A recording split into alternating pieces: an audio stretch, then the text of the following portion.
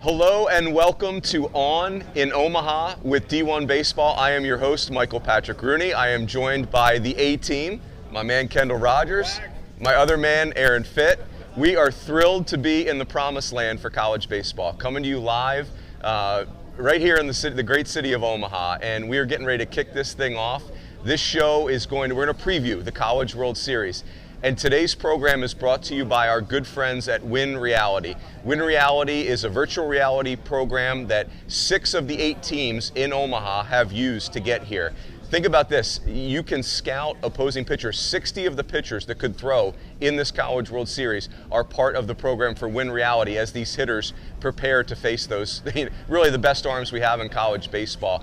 Win Reality's got a great tagline. When your moment comes, you'll be ready. I love that. So again, we really appreciate the folks at Win Reality for sponsoring this. So, boys, we're going to go through the teams. Yes, we are back. We are, as Frank Costanza would say, we are back, baby. We're going to go through the teams. We're also going to do some fun questions that I have not shared with you guys at the end. So what we're going to do is I'm going to ask each of you. You're going to both comment on each team. Here's what I'd love. I'd love an area of strength, something you really like about each club.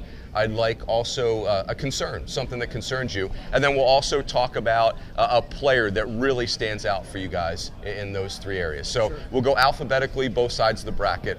Work for you? Absolutely, Rose. All right, arms are loose. We've done our tubing. Yeah, all right, excellent. All right, so Carol, let's start with you. Let's do Arizona. I think the biggest thing for me when I look at Arizona is the fact that, they're very offensive. They hit a lot of home runs, but they're also one of those teams that can hit a lot of doubles too. So I think when you look at Arizona overall, you talk about a player that stands out, Dante Williams for me. He's a guy that in our Super Regional preview we really blew up a lot. And he was outstanding last week in that Ole Miss Super Regional. I thought he was terrific. And so when you look at that lineup with him, Jacob Berry, Ryan Holgate and company, and you look at the job their pitching's done for the most part in the postseason, they've gotten it done. They've had a couple of stinkers, but they've gotten it done for the most part. So I think Arizona, for me, they match up really well at TD Ameritrade Park, and so I'm really interested to see that lineup against Kumar Rocker. If they can just get past Kumar in that first game, they could be smooth sailing a little bit. I've got a terrible comp on Dante Williams.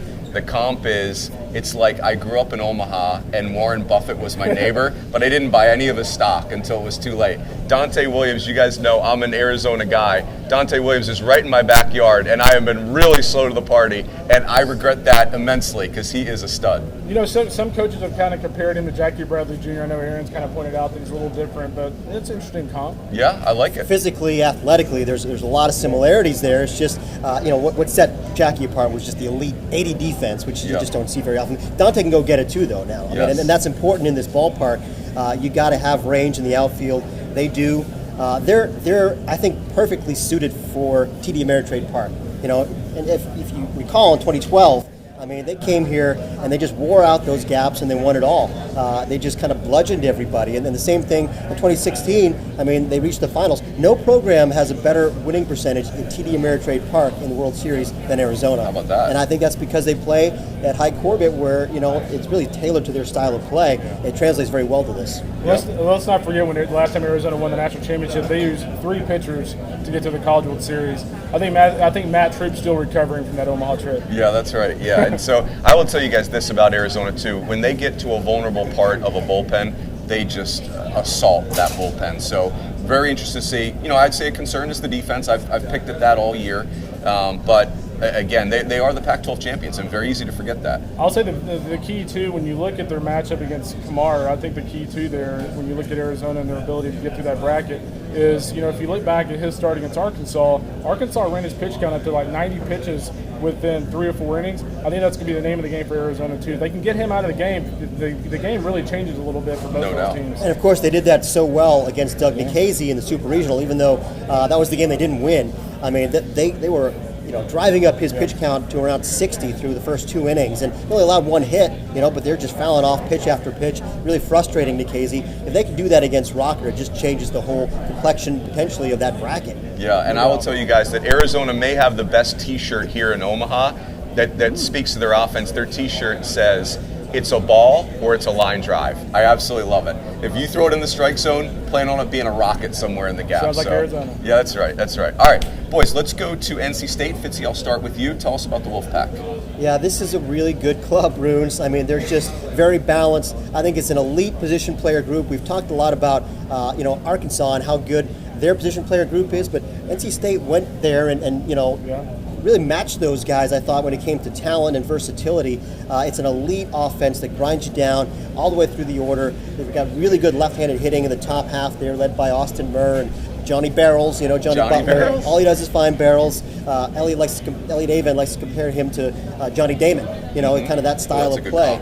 And Tyler McDonough, the switch hitter, who's just a dynamo there. And all those guys are really good. They make that team go, but there's no easy outs. In that respect, they're like Arizona. They're going to grind you down all the way through the order. And they're an elite defense, which is something that maybe sets them above Arizona. This is a team that is second in the nation in fielding percentage. Not only do they take care of the ball, but they've got really good range, Kendall. I mean, Jose Torres is a special talent. You don't see guys who move like him playing shortstop in college baseball. Usually those guys are in the big leagues. But he really is a difference maker. Tresh behind the plate, outstanding catch and throw guy. They're good at every position on the diamond defensively. Yeah, and the other thing, too, is people talk so much about their defense and their offense, but, they can really pitch. Matt Wilson threw really well against Arkansas. You look at the back end of the bullpen, Chris Villeman, Evan Justice was up to 97 from the left side with a little bit of funk against Arkansas. So as offensive as they are, they can really kind of mix and match pitching-wise, too. They may not have the depth of like a Mississippi State or something like that in the field, but they certainly have 2 or 3 really good arms at the front end. Yeah, and I think when you start, just pretend you're coaching against NC State, and their offense is a real headache. It's deep, it's athletic, it's speed, it's power. You mentioned it, Fitzy. Their athleticism translates to both sides of the baseball, offensively and defensively. But I think about if I'm trying to prepare my team for NC State, you better get a lead. You better have a lead in the 5th or 6th inning, because if you're going to face Justice and Villeman for 12 outs, that's high-octane left-handers, and Justice specifically, like the arm slot, if just the ball is jumping out of his jersey. I actually feel like Arkansas was maybe a little surprised at how good their arms were. They kind of seemed a little shell-shocked. So. Yeah, Justice is such a difference maker, and I think when you look at NC State's turnaround this season, it really starts with the pitching, because they've hit all year long. Even in the first half of the year when they were struggling offensively, struggling on the mound, they could really hit. But once those roles kind of settled into place, on the mound, I think Justice becoming a superstar was such a big part of that. He's always had the ability, the talent has never been in question, but now he's got so much confidence, so much pitchability. He's just a huge difference maker at the back. Listen, it's 5 guys deep on the mound. Yep. Really. That's been their formula. There's their T-shirt. Reed Johnson, that's right. Reed Johnson, Sam Highfill, Matt Willardson, and then Villeman and Justice in the bullpen. But in Omaha, as long as you can stay in that winner's bracket, that's all you need. Yep. 5 guys, man, that can take you all the way. Yeah, and I'll get really out over my skis right now with a comp. To me, what NC State did upsetting Arkansas in Fayetteville, it just reeks of Fresno State in 2008 when Fresno State got run off the field in Game 1 of that Tempe Super Regional by an epic Arizona State team, and then came back and won that Super Regional and never looked back. And so I get it. NC State's a 2 seed. Fresno State was a 4 seed. That's a difference. But it felt like Fresno State upsetting Arizona State in 2008, NC State upsetting Arkansas this year. They felt like epic long shots that came in, and who knows, maybe NC State never looks back. Well, how about Michigan in 2019 taking down UCLA? Was the number 1 national seed that year, if I remember correctly. They were. And they went in there and rode that momentum all the way to the finals. Yep, amen. All right, let's keep moving. So the Stanford Cardinal. There's a person associated with D1Baseball that may have a vested interest in the Cardinal. Where's Kyle? I feel like Kyle should come in here and the talk godfather of Stanford baseball, Kyle Peterson. Kendall, kick us off on Stanford. I wasn't real sure what to expect from those guys, but I think they kind of set the tone there in that first inning against Texas Tech with a homer from Tim Tawa, and they never really kind of looked back. You look at Brock Jones, Drew Bowser. They had big weekends in Lubbock, and then Brendan Beck. Not only is he wanting to wear black in Lubbock, but he goes out there with that slider, that fastball. He was commanding the zone really well. So, obviously Beck has to give them a really good start. They don't have the weaker rotation that some of these other teams have. So he's going to have to win that first game for them to have a chance to get out of that bracket. But offensively, they do hit the long ball, but they can live in the gap as well, a lot like Arizona. Not quite Arizona-esque, but they've got a really potent offensive lineup top to bottom. What's really interesting about Stanford is they're not going anywhere. There's a lot of young guys throughout that lineup. Yep. So they're young. They're going to be loose. They have nothing to lose. People didn't expect them to be here, so they're dangerous. Yep. Fitzy? Yeah, it feels like that house money team, that also has experience from the postseason that they really benefited from. Going to Starkville, I think, a couple of years ago in the Super Regional and just getting run out of the building, that helped them this time around. Sure. Going to Lubbock, which is a difficult place to go play as a visitor. Texas Tech had never lost a Super Regional there. They were 4-0, but Stanford just went in there and just took it to them. I mean, that was just such a loud statement to go in there and run Texas Tech off the field in their own ballpark. I was so impressed with the offense, and obviously Brennan Beck and Alex Williams were fantastic.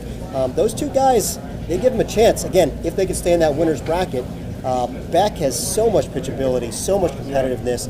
We've talked about this before, but the way he pitches downhill and drives that fastball down into the bottom of the zone, really spots it to both sides. He can spin the breaking ball, he can spin the slider, and then Williams with that changeup, such a difference maker.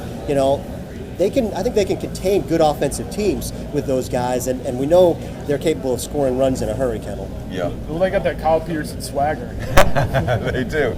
Yeah, they got the KP goggles on swagger for sure. So, and I will tell you guys this about Stanford. Obviously, I had the Lubbock Super Regional, and you mentioned Brendan Beck. I mean, for fans that are curious when you hear West Coast pitching or the West Coast style, that's what Brendan Beck is. Just the fastball command is elite.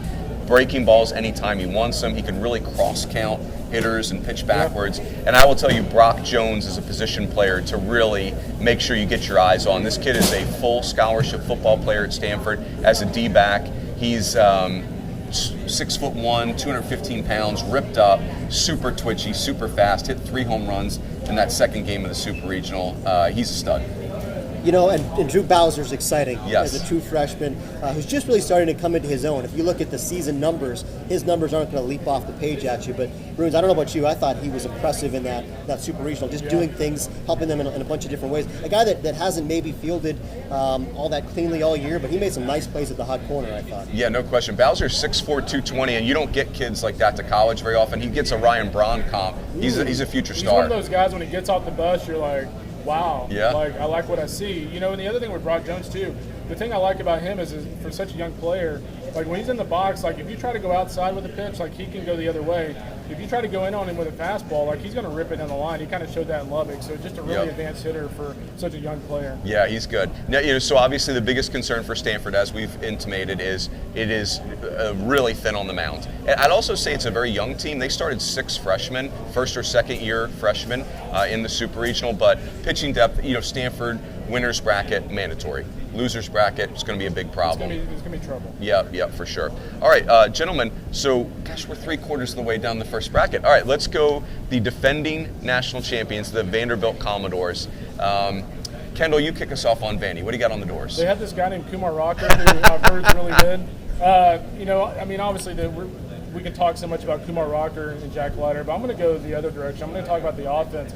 And I think the biggest key for any opposing team against Vanderbilt is you just cannot let Enrique Bradfield get that offense going. Yeah. He's one of those guys that if he can find a way to get on base, he can steal second, he can steal third, and all of a sudden you think you've had a great inning and they've scored a run. So if he gets rolling, that offense is pretty hard to stop. When you look at Dom Keegan and Carter Young and guys like that, they can really kind of get going. So I think keeping him off the base pass is the key, and he's such an electric player. Nationally we talk so much about Kumar and Jack, but to me, he's the most exciting, maybe the most exciting player in this College World Series. Yep, love it. And he's such a distraction, too, if he gets on base. You have to throw over constantly because he wants to run. And that's just a game changer. I mean, it allows those guys in the middle to get better pitches to hit. And, if you're playing against a distracted pitcher, that's half the battle right there. So, yeah, you're right, Kendall. That's a huge key for Vanderbilt is to have him get on base, which he always does. I mean, he's an on-base machine. But, we've talked a lot about how maybe this offense was overshadowed over the course of the year because of those two guys. It is a really good offensive team. They are a good defensive team. I love C.J. Rodriguez behind the plate. But I'll tell you, when it came down to it in the Super Regional, guys, against East Carolina, it was Rocker and it was Leiter. Yep. I mean, they carried them against a very potent East Carolina offense. They shut those guys down. They rose to the occasion as they have, throughout their careers. These are elite talents that have also performed up to their talent, which you don't always see. And it's just special to watch those guys. I think we need to appreciate how lucky we are to be able to watch these guys, together on the same pitching staff. It's very rare. Well, it's almost like once the big lights come on the big stage, like that's what Kumar's here for, right? Like he pitches so well on the big stage. And what's crazy about the East Carolina series, and we were talking about this last night over dinner, but like I feel like East Carolina played amazing baseball. Yeah, they did. With nothing to show for it. So that's how good Vanderbilt can be. Yeah, I'll tell you, I'm really curious about a couple things with Vandy. So pitching depth, it's not a lack of talent, but guys that maybe just aren't quite as proven for Vandy are going to become key players. It's even with the extra days off, I think Kumar Rocker and Jack Leiter can have a big impact on this thing, but they can't record every out, right? So that's going to be part of it. I also think the shortstop Carter Young, who you guys mentioned, this kid's got star upside. He was having an incredible year, was injured at the very end, but got himself back in there. It just doesn't feel like we're seeing the same version of him that we saw the first couple months of the season. I think Carter Young, what you guys just said a second ago about the brighter the lights, the better he plays, he's got that vibe to me. And I think he's a real key guy in this thing. And he's a real playmaker too that you don't see often at this level. He's like Jose Torres. He's a guy you could see playing, shortstop in the big leagues. But he's a switch hitter who's got power and bat speed, and there is swing and miss there. And so, we'll see how locked in he looks at the plate. But the other thing is, I wonder if Tate Colwick is going to play in this thing. I don't know if you've heard that. But when he's healthy, I think that's an elite double play combination there. Yeah. I mean, not that Parker Nolan has done a bad job filling in, but really, Colwick is special. And then Bradfield in center field with Rodriguez behind the plate. That's an elite up the middle group defensively. Yeah, and CJ's kind of the X factor. We didn't even say much about him, but I mean, he's an elite defensive catcher. Last week East Carolina probably got a little overly aggressive, and CJ made him pay for it. So he's an elite defender back there. Yeah, that's right. That's where the Vandy national brand comes into play, right? CJ Rodriguez is a Southern California kid, modern day high school. And it's just amazing to think about, and then we'll move on to the other side of the bracket. It's amazing to me to think about what Vandy baseball has become. If you had told me 20 years ago that a catcher at modern day high school in Southern California would leave the Pac-12, I would have told you guys that. Carter Young's from Washington. That's right. There you go. So the Vandy brand is officially national.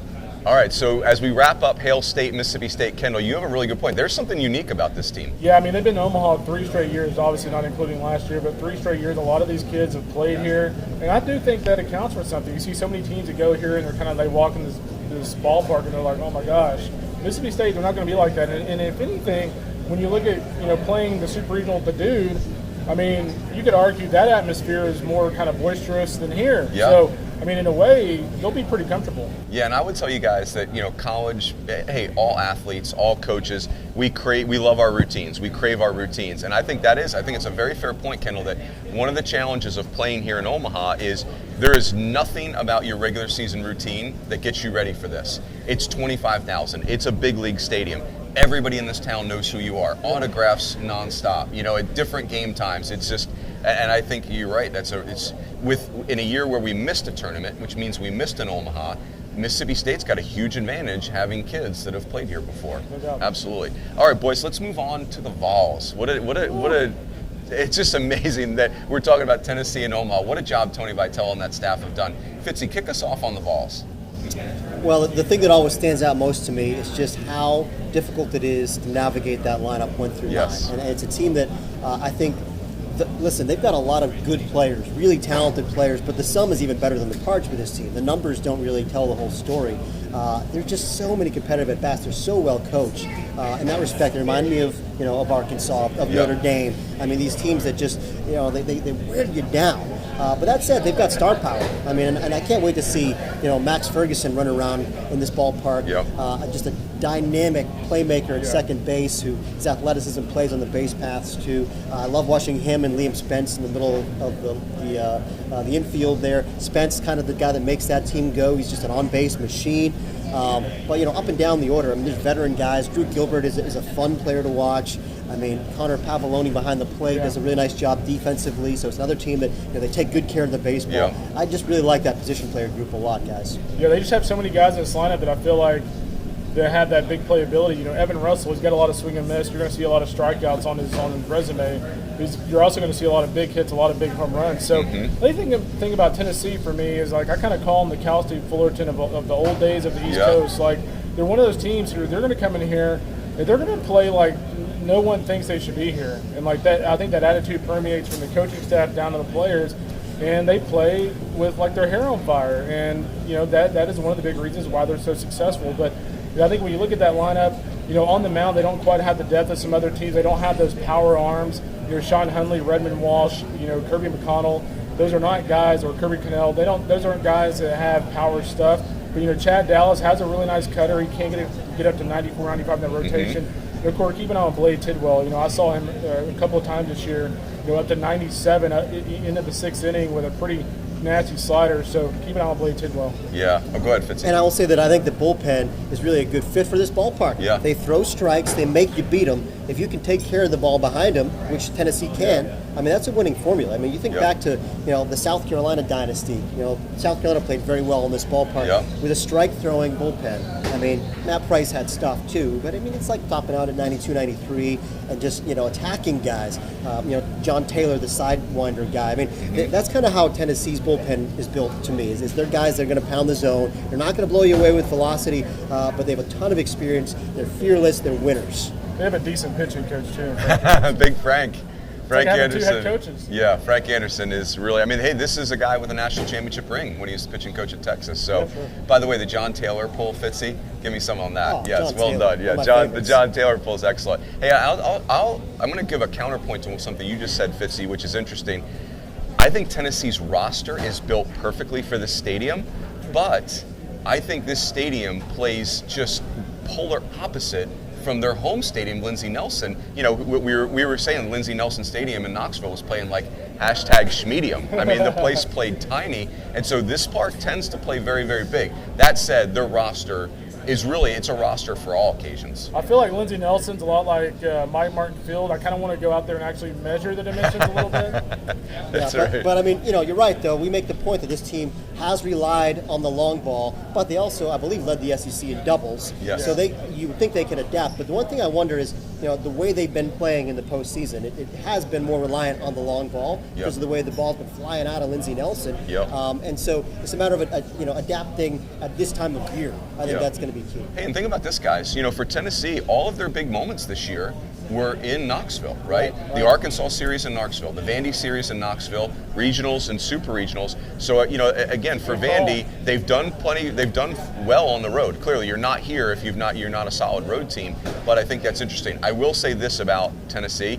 This is a special infield. Jake Rucker at third base, Liam Spence at shortstop, Max Ferguson. If you were only going to lock in on one thing for Tennessee, I love watching that threesome play. They're so good in every way. They affect every part of the game. Well, and I remember a couple of years ago in the fall, 2020 whatever that was, 2019. Tony Vitello said, "Yeah, we've got some new faces here. But one thing I know is that Max Ferguson, Jake Rucker, and Evan Russell, they're not going to let us loose." Yeah, that's right. I mean, right. That's just, they have that mentality. They're true leaders, and that matters. And Jake Rucker is so fun to watch. Yeah, and they're playing really well at the right time. I remember halfway through the season when I saw him at Texas A&M, Max Ferguson was kind of struggling a little bit. And now, like all those guys, whether it's Ferguson, Drew Gilbert, all those guys are playing really well, and they're playing really well at the right time. Yeah, and so we'll give a shout out, as we always do when we talk about Max Ferguson, to our man David Seifert, the Director of Credibility at D1Baseball, because I'll just speak for myself, when I had jumped fully off the Max Ferguson bandwagon a few months ago, David Seifert said, just slow your roll, calm down, it's going to be fine, and it's been more than fine. Max Ferguson has been a star down the stretch. I'll be intrigued to see how Chris Berkey does in this thing. That's right, Berkey you. Oh, I love it. All right, Kendall, we got to start with you, because now we're going to talk about the home team of the Republic, the University of Texas Longhorns. Great state of Texas. And I'm not going to say a lot of nice things just because former Longhorn leader McCarahan from Win Reality. That's right. But I really like this team. I think when you look at their rotation with Ty Madden, Tristan Stevens, and Pete Hansen didn't throw last weekend, but that rotation's pitching at a really high level. I mean, I can make the argument that Madden is their third best starter right now in terms of production. And you think about their offense is Troy Tulowitzki's done an amazing job of getting guys like Mike Antico to get in a groove. Cam Williams was cut down in a strikeout. Zach Zubia there in the middle of that lineup. We talk about a COVID season and all those old players. Zach Zubia is a prime example. And so when you look at that lineup overall, Trey Faltini's had a great postseason. He's gotten some really big hits for the Horns. I just love the way this team's playing. You look back at the Fairfield game last week or 2 weeks ago in the regional, and I think they're up like 9-1 in the third inning. Like, the game's over. Like, everybody knows it. And you have a tendency to get a little sloppy But Texas, man, they were dialed in. They didn't change anything. They still played at a really high level. They pitched at a high level. This team means business, and that's a sign of a team that's extremely well coached. Yep, I love it. Fitzy, what do you got on the horns? And it's fair to say that they probably had the most favorable path to get here. Yes. Yeah. I mean, if you look at the average seed of the teams they beat. I had to take a 5 a.m. flight. I thought my path was even more difficult than. You're right. But, that said, South Florida played well. They gave him a good little run. Yeah, they did. And Texas Sure responded did. after a couple of home runs in the ninth inning in the first game of that Super Regional. Texas showed their mettle. They came right back and won it in the walk-off. But, so I'm not personally worried about that, the fact that they haven't really played the elite teams yet in the postseason, because they're still playing at an elite level. Yeah, exactly. They're playing elite level. They're doing everything right. And I think the other thing, too, about Texas is the back end of the bullpen. I actually really like, Tanner Witt was outstanding last week. He was up to 96 with a nasty breaking ball. Aaron Nixon has been really good for him. And then your boy Cole Quintanilla, he was up to 98, 99 last week. So they've got 3 guys who, out of the back end of the bullpen, they can really rely on. And honestly, I think 3 guys is kind of all you need in this format, especially with 3 really good starters. But also, they're probably the team that's best suited if they fall into the losers bracket because they have 3 starters. I mean, ideally, most teams love to just go 1-2, 1-2 with their top 2 starters. But with Texas, they've got that luxury of having the third guy, like you mentioned, Pete Hansen, who's come on and really become a major weapon for them late. I feel like they're again so built for this ballpark, maybe more than any other team, maybe even more than Arizona, because this place plays so much like this fall with the dimensions, and they're a pitching and defense team. I mean, I know they've become more offensive, but still, it's pitching and defense. That's what they do at an elite level. Yeah, I mean, their outfield's really fast. We look at Doug Hodo and right, Eric Kennedy in left, and of course Mike Antico in center. They track down balls really well in the gaps. Kennedy's gotten a lot better with his routes this year. Last year it wasn't so pretty. But when you look at their lineup too, Antico, when he gets on base, he's not Enrique Bradfield, but when he gets on base, he can steal bases. He's going to put pressure on you. And then when you look at the bottom of their lineup with Eric Kennedy, he laid down a really nice bunt last week in that super. He can kind of get their offense going. So when you have a 9 and 1 hole hitter who both if they can get on base can wreak havoc, that's a good thing. Yeah, and I'll be really interested to see with Texas where I think they're not our parents' University of Texas baseball team, right? Like it is the pitching and defense that we're used to, but there's more pop. But that said, Ivan Melendez, who is just a monster in the middle of the lineup, he has had a wide range of outcomes over the last month or so of the season. It's been high highs and low lows, and I am a little bit nervous that maybe it's depending on the pitching he's facing. Has he become a bad pitching bully? I'm really curious to see how he does against these types of arms. I'll say this about Texas. I think you can get away with Ivan Melendez struggling against South Florida, Fairfield, and Arizona State. I don't think you can get away with him struggling against this field. So he's going to have I'm not saying he needs to hit 350 in Omaha, but I mean, he needs to give them something. Yeah. He hasn't done that in several weeks. Yeah, and the other thing that we've talked about, which I think is super fascinating, is David Pierce has one of the hardest decisions for setting his rotation of any of the coaches that are here. For Tim Corbin, there is no decision, right? It's rocker and lighter and thanks for coming out. But for David Pierce in Texas, okay, so Ty Madden's a first-round pick, but I agree with what you said, Kendall. Like, he might be their most vulnerable starter right now. And Pete Hansen has been their number 3. As important as it is to go 2-0 in this format and get at a top of the winner's bracket, I don't know if I'm David Pierce, if I could sleep at night not throwing Pete Hansen in one of those first 2 games. But then you've got Tristan Stevens sitting there with 10 wins. Well, if you don't throw Hansen in that game, that means he's going 2.5 weeks without pitching. So that's some concern for me. Yeah, it's a fascinating team. Texas is really fascinating to me. All right, so last team in the bracket, let's go the Virginia Cavaliers. Fitzy, you're our ACC guru, so you kick us off with the Hoots. Yeah, this is a team that, you look at, again, their overall record, the fact that they were a 3 seed, and maybe you're thinking they're not as good as these other teams. Yeah. And they just got hot in the postseason. But really, this was a preseason top 16 team. We thought this was going to be a super regional caliber club heading into the year, and they just got stuck in the mud offensively the first half of the year. And, some of their veteran guys just were, I don't know if they were pressing, but they just weren't hitting. And then they kind of figured it out. And I think Zach Geloff figuring it out was a huge key, because he's the guy that makes this team go. I mean, this is the guy that's kind of the elite talent, could be, a first round kind of a talent, who's driving the ball more. He's always been able to run. He's putting his speed to work. He makes that offense go. And then you got like a Devin Ortiz in the middle, who's had some really big hits for them, a veteran guy. They have an older position player group. And I know the offensive numbers aren't scary, but I mean, there's a lot of mature players here. Nick Kent comes to mind. I like him and Max Codier in the middle of the order. This team is better offensively than the numbers show. They've really been hitting, especially since the ACC tournament. I thought in Charlotte, in the very offensive part, they weren't really built for that yard, but they show up there and they're hitting the ball over the fence and taking advantage of the conditions. And then, of course, the regionals and the supers, they're also playing in a home run hitter's park against home run hitting teams. Old Dominion led the nation in home runs, South Carolina in their own yard, and then Dallas Baptist, one of the best home run hitting teams in the country. UVA isn't. And still, they adapted their style of play and were able to beat those teams in that yard. So that, to me, shows you a lot about just their ability to win in various different conditions. Yeah. And they kind of look like a team of destiny to me. You look at the job that Matt Wyatt did for those guys on the mound. I mean, Griff McGarry, when he started the other day, we're thinking like, oh my goodness, this is going to be good. 10 strikeouts, 7 shutout innings. Yeah. Stephen Schock, he didn't pitch last weekend. I'm assuming he'll be back here.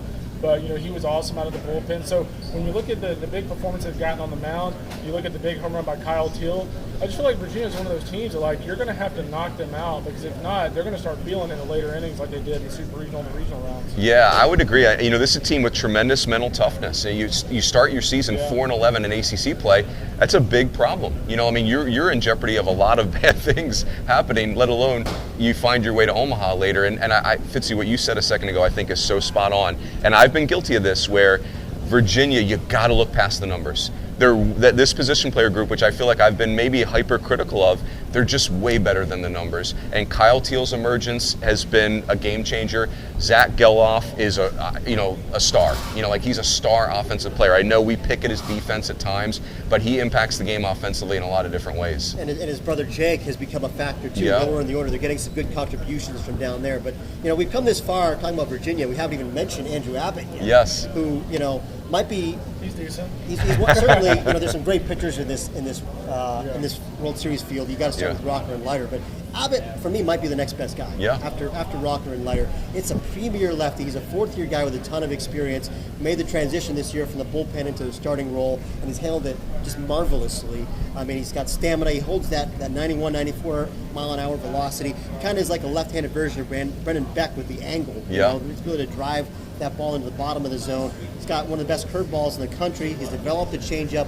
I think he can go there and beat Tennessee. And then the other thing is, maybe the rest of their rotation isn't as rock solid. I mean, Griff McGarry was great last week. We'll see what we get from Griff McGarry this week, but their bullpen is elite. For me, it's right there at Mississippi State, one of the best bullpens in the country. Yeah, I mean, they've got 4 or 5 options: Zach Messenger, Kyle Litton, Stephen Schock. The list kind of goes on. Matt Wyatt. So they've got a lot of options. And Nate Savino, too, the high-profile lefty who can get you some ground ball. Yeah, outs. and what you said, Fitzy, about Abbott is, if think about it, guys, Andrew Abbott is 3rd in the country in strikeouts, behind Kumar Rocker and Jack Leiter. So he literally, statistically, is the 3rd best guy here. And speaking of guys that don't have great stats but have big playability, we got to mention Malvern Prep here. That's right. By the way, in the Hilton Bar, if there's a lot of Malvern Prep fight songs and reunions going on, we will, guilty as charged, right? Yeah. The Fighting Friars fight song right now. Let's go. So I don't know it. We're just gonna scream. We're gonna sing it during the credits. Yeah, that's right. We'll sing it. I guess somebody please tweet me the lyrics. Yeah, it's been a while, but yes, as a Malvern Prep grad, very proud of Chris Newell. We played in the same Little League, Newtown Edgemont Little League. So yeah, excited to see. That's right. Now that I can tell you, the Green Machine, and that we do Green Machine. Yeah. So there we go. Okay, we can move on now. Yes, that's right. Enough Philly-centric talk. All right, boys. So I want to do one fun thing. This is our promised land. This is our Mecca trip in college baseball every year, right? And so we didn't get it last year. We haven't been here in 2 years. So I've got 4 categories for you, and I want to ask you guys. I'll kick it off. We don't know. We don't even. No. I gotta hide the categories. So when we were coming to Omaha this year, the most excited to ... So in a couple categories. So the things that you were very excited for returning to Omaha in the categories of. So I'm going to start with food. Okay, so this is a little bit of a layup. We may have the same answer here. I was the most excited to come back to the Drover. Now the Drover's been 3 years because we didn't have the Drover in 2019, but I'm going to be specific. It's the greatest salad bar on the planet Earth. I'm just saying. I know that's a corny thing to say. I'm just telling you, you got to go there. It's the greatest salad bar on the planet Earth. That's my food item. There used to be a plaque that even acknowledged that it has retained its original quality since 1972. The plaque is gone. That was a disappointment. That was a disappointment, yes. The only thing I'm disappointed with is that COVID put the salad dressing in these little plastic containers. Yeah, that's right. I feel like it's hard to maintain the quality that way. Yeah. So I'm going Drover salad bar. Fitzy, you go next. What are you going with? I mean, it's the whiskey fillet. Yeah. I can't believe, Upset City, I was the only guy at our table to order the fillet last night. All these boneheads went with the ribeye. And, look, I get it. Ribeye, it's a good cut. It's but a quality fillet, cut. That's the gold standard. Yeah, what are we doing, guys? Yeah, I do feel guilty about that because it is important. It's the first trip to the Drover of many, and I did not establish the fillet. I kind of cross-counted with the ribeye. So I'm going to actually give us some variety here. Since I actually make a really good steak at home, I'm going to go away from steak. I'm going to go with the bruschetta at Lo Solo Mio. Oh, I don't know what they put in their olive oil. I'm guessing it's a ton of MSG or something. But that stuff is hard to put down. And by the time you put it down, you get your meal and you're over there just holding your stomach because you've eaten too much food. That's a great pull right there, Kara. I did not see that coming at all. Okay, so next category. So again, we haven't seen a lot of our friends in college baseball in a long time because we've been calling games from home. It's been hard to get to games. So, person you're most excited to see here. Now, of course, you two are my first two choices, but I'm going to take you out of play because you're on the show. So this was a special treat I just found out about last night. Dean Stotts, the former assistant coach at Stanford, is here in Omaha, obviously supporting the Cardinal who are here. One of my favorite people I ever coached against, got to know in college baseball. So there's a million people that I've been super excited to see on this trip, but Dean Stotts is the person I'm going to rank number one. So excited to see Coach Stotts. Go ahead, because I'm not sure I'm going to pick. There's a lot You're of gonna good pass. choices. I'm going to go way off the board here. I'm going to give some love to our boy Gus. Yes! Scott Gustafson. Well, I saw him 2 weeks ago, so it doesn't count. Yeah, we didn't though. Extraordinary ESPN producer, who's one of our golfing buddies. We're gonna blare some yacht rock out there during the Carter Lake Classic with Coach Rooney. Gotta get some holes in this week. Yeah, so Scott Gustafson's the night producer. He produces the night game here in Omaha for ESPN. He's a legend here, and he's one of the best. Yeah, that's a great call. KR, what are you gonna go with? Can I cheat and just go with a bunch of people? It's got to be 3 or less, though. I'm gonna just go with like the local Omaha people that we always see. Our man Howard Borden. Yes. Like, you know what? Hey, he's got the old school tape recorder over there, giving you the thumbs up, and you're at the College World Series when you see a guy like Howard around. And then just all the NCAA people like Jeff Williams. We haven't seen that guy in 3 years. He takes over for JD Hamilton. JD did an amazing job with the NCAA with this event. JD has since moved on to something else. So this is Jeff's first rodeo, and he's picked a fun time to do his first rodeo. That's right. And I'm really excited to see. It's a great point, Kendall. I'm excited to see everybody in the press box. It's a very fun atmosphere. We spend a lot of time in that press box. We run a stretch every day. Physical fitness is important to us in the media when we're here in Omaha, and so we will be running stretches again. Yeah, that's the beautiful thing about this whole tournament is you see so many people that usually it's you haven't seen them for a year, so now it's you haven't seen them for 2 years, so it makes it extra special for me. Yeah, I agree, and then that's the coolest thing about staying at the Hilton right across the street. It just you run into so many people. It really is. It's like tailgating a football game, the reunion aspect of it. So, all right, cool. So the next category is a place. It could be anything, but a place in Omaha that you were excited to come see. Well, Aaron's going to go with the Bob Carey pedestrian bridge. Oh, the Bob. The Bob. Yes, you guys really know the geography here as well as anybody. You've been here so many times. It's funny. We always talk about the Bob. I've never actually been on the Bob. Maybe this is the year. We got to take a trip across the Bob Carey pedestrian bridge. Hey, if you need to get to Iowa, and why wouldn't you? That's right. That's the best way to go. You can walk to Iowa. Hey, Omaha. I can start you. Is the Bob your answer, or do you want some time I'm to stick with the Bob. Okay, I like it. I like it. Okay, so here's my thing. One of my favorite things to do is the night games. Is I will leave the press box and I will walk the concourse of TD Ameritrade, and it just as someone who's a college baseball nerd, it just every time I get a little misty. It just makes me so proud of our sport. The College World Series is it's a state fair. It's like this big athletic event. There's families. It's a bunch of guys. It's really an occasion that any group of people can come to. And I love walking the concourse for the night game. The sun is setting. There's a buzz in the stands. That to me is the time where I can really drink in the magnitude of the event. I love it. I'm a poet here. Yeah, I love that aspect too, but I also love like the second week where we're like sitting on the balcony and like upstream, and it's actually like really quiet. Yeah, that's right. So that's kind of cool too. Yeah, that's right. So Kendall, you have a spot. Like, what would you go with? Your seat in the press box. The old market. I don't know. Yeah, that's a good. That's another tradition I have is when we get here, I just settle into the hotel, walk to the old market, and just before the craziness starts, and yeah, it's just everything about this event. The fact that it's downtown now. Of course, we always miss Rosenblatt, but I love that part of it. So, all right, so swag. My wife and I, my awesome wife Jenny and I, we kind of let the shaft down on the swag when we come to the College World Series. My wife is a CPA, and it's one of the few times in our annual life that we kind of get a little loose with the funds. We come here and I am authorized to do damage with the credit card. And so that is, walking around the village here, and this was a shirt. This is pretty funny. My wife Jenny and I own probably 8 versions of this Omaha shirt. So that is this will get purchased again.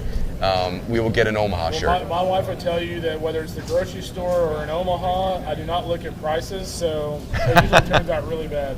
I think it's a male thing. I can't tell you how many times I come back from the grocery store, my wife says, "Hey, do you remember how much the macadamia nuts cost?" And I'm like, zero idea. No clue at all. My issue is I usually get the expensive stuff. I don't look at the price, and we've already have like 4 items of that same thing. Bad inventory control. There's some good stuff this year in particular. I've noticed that some new styles here, that nice soft material. I'm going to have to invest in some of those, I think. Yeah. My dad likes the microfiber, or yes. What is it, like the, not microfiber, it's like the like, stuff that you work out in. The old Under Armour shirts. Style shirts. Long sleeve. I always get him one of those for Father's Day every year. Nice, that's a good call. Well, and the other thing too, we got our partners at Wilson over there across the way. They've got a lot of swag, a lot of product. You can take a look at a lot of their new bats. D. Marini. We got our friends at Win Reality right next to us here. Go throw on the goggles. I've heard awesome things about this. I'm about to go over there and try this out. Yeah, that's right. So go check out our partners at Win Reality and Wilson. So that's the most perfect segue of all time right there. Look at KR wrapping us up. And so we are going to wrap right now. And as Kendall said, this show was brought to you by our friends at Win Reality. And, again, it's virtual reality software. You put the goggles on. Think about this. 6 of the 8 teams that advanced to Omaha this year used Win Reality throughout the year. If you're a hitter trying to get ready for pitchers you're going to face in the College World Series, 60 of the pitchers that are rostered in the College World Series are part of their software program, so you could go see those guys prepare. And I love their moniker, which is, when your moment comes, you'll be ready. And we are ready for the College World Series, and we're excited to be here. So on behalf of Kendall and Fitzy, we are signing off, and everybody have a great World Series.